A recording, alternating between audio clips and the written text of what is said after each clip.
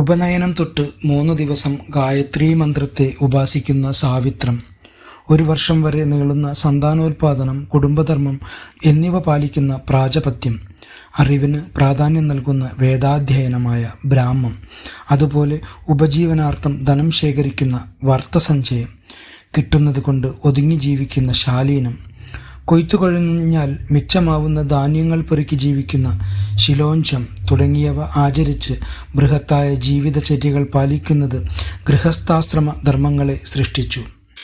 കാട്ടിലെ കായ്കനികൾ ഭക്ഷിച്ച് തപസ്സനുഷ്ഠിക്കുന്ന വൈഖാനസം, നഖം മുറിക്കാതെയും ജഡധരിച്ചും സൂര്യപ്രകാശത്തെ മാത്രം ആശ്രയിച്ച് തപസ്സനുഷ്ഠിക്കുന്ന വാലഖില്യം, അത്തിമരത്തിൻ്റെ ചുവടെ വസിച്ച് അതിൻ്റെ ഫലം മാത്രം ഭക്ഷിച്ച് തപസ്സനുഷ്ഠിക്കുന്ന ഔദുംബരം, മരത്തിൽ നിന്നോ മറ്റോ ഒലിച്ചിറങ്ങുന്ന ദ്രാവകത്തിൻ്റെ പത മാത്രം കുടിച്ച് കഠിനമായ വ്രതത്തോടെ തപസ്സനുഷ്ഠിക്കുന്ന ഫേനപം എന്നിവ ഉൾക്കൊള്ളുന്ന വാനപ്രസ്ഥം, സ്വന്തം കുടുംബത്തിനടുത്ത് കുടിൽ കെട്ടി ബന്ധുക്കൾ നൽകുന്ന ഭിക്ഷ സ്വീകരിച്ച് കഴിയുന്ന കുടീചികം, പലയിടങ്ങളിൽ നടന്ന് ഭിക്ഷയെടുത്ത് തീർത്ഥാടനം ചെയ്യുന്ന ബഹ്വോദകം, ആത്മജ്ഞാനം നേടിയ പരമഹംസം, കർമ്മങ്ങളെല്ലാം ഉപേക്ഷിക്കുന്ന നിഷ്ക്രിയം എന്നിവയോടു കൂടിയ സന്യാസ പദ്ധതികൾ സൃഷ്ടിച്ചു.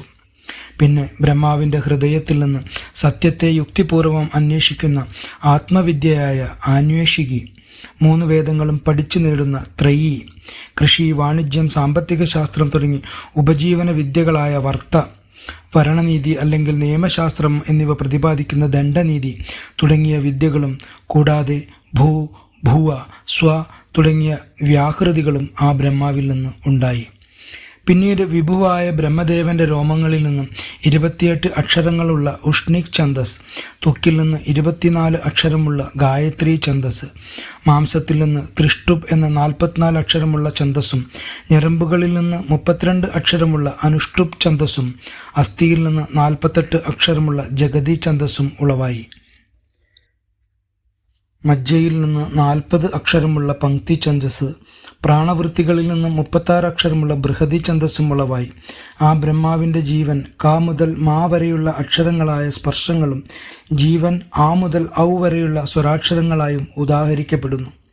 ബ്രഹ്മാവിൻ്റെ ഇന്ദ്രിയങ്ങൾ ഊഷ്മാക്ഷരങ്ങളായ ശ, ഷ, സ, ഹ എന്നിവയായും, ബ്രഹ്മാവിൻ്റെ ബലത്തെ യ, ര, ല, വ എന്നീ അന്തസ്ഥങ്ങൾ അഥവാ മധ്യമാക്ഷരങ്ങൾ എന്നും പറയുന്നു. ബ്രഹ്മാവിൻ്റെ ക്രീഡാവ്യാപാരങ്ങൾ സപ്തസ്വരങ്ങളായ സ, രി, ഗ, മ, പ, ധ, നി ആയും ഭവിച്ചു.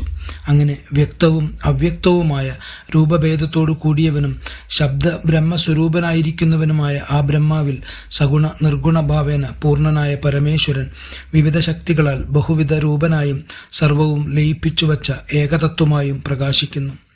അനന്തരം മറ്റൊരു രൂപം കൂടി സ്വീകരിച്ച് ആ ബ്രഹ്മദേവൻ പുതിയ സൃഷ്ടികൾക്ക് വേണ്ടി മനസ്സങ്കല്പം ചെയ്തു. അല്ലയോ വിതുരരെ, അമിതമായ വീരശക്തി ഉള്ളവരാണെങ്കിലും മരീചി തുടങ്ങിയ ഋഷിമാരുടെ സൃഷ്ടികർമ്മം വിപുലമായിട്ടില്ലെന്ന് മനസ്സിലാക്കി വീണ്ടും അതിനെ മനനം ചെയ്തു തുടങ്ങി. എല്ലാറ്റിലും വ്യാപരിക്കുന്നവനായിട്ടുകൂടി എൻ്റെ പ്രജകൾ വർദ്ധിക്കുന്നില്ലല്ലോ എന്ന ആശ്ചര്യം പൂണ്ട ബ്രഹ്മദേവൻ അതിന് വിഘ്നം നിൽക്കുന്നു എന്ന് മനസ്സിലാക്കി. അങ്ങനെ യുക്തമായത് പ്രവർത്തിക്കുന്നവനായും ദൈവത്തിൻ്റെ ഉള്ളിൽ സൂക്ഷിച്ചവനുമായും ഇരിക്കുന്ന ആ ബ്രഹ്മദേവൻ്റെ ആകാരം അപ്പോൾ 2ആയി ഭവിച്ചു. അതിനെ കായമെന്ന് വിളിക്കുന്നു. അങ്ങനെയുള്ള കായത്തിൽ നിന്ന് ഒരു സ്ത്രീയും പുരുഷനും ഉളവായി. അതിലെ പുരുഷൻ സ്വയംഭൂ എന്ന് വിളിക്കുന്ന മഹാസാമ്രാട്ടായ മനുവായി ഭവിച്ചു. സ്ത്രീയായി മാറിയവൾ ശതരൂപയെന്ന രാജ്ഞിയുമായി ഭവിച്ചു. അപ്പോൾ മുതൽ മൈഥുനധർമ്മങ്ങളാൽ പ്രജകൾ പെരുകി വന്നു. സ്വയംഭൂമനുവിന് ശതരൂപയിൽ 5 സന്താനങ്ങളുണ്ടായി. പ്രിയംവ്രതൻ, ഉത്താനപാദൻ എന്നീ 2 പുത്രന്മാരും ആകൂതി, ദേവഹൂതി, പ്രസൂതി എന്ന് 3 പുത്രിമാരുമായി അവർ അറിയപ്പെടുന്നു. ആകൂതി എന്നവളെ മരീചിക്കും, ദേവഹൂതിയെ കർദമനും, ദക്ഷന് പ്രസൂതിയെയും നൽകി. അങ്ങനെ അവരിൽ നിന്ന് ഈ ലോകം മുഴുവൻ നിറഞ്ഞു. ഇതോടുകൂടി 3-ാം സ്കന്ധത്തിലെ 12-ാം അധ്യായം സമാപിച്ചു.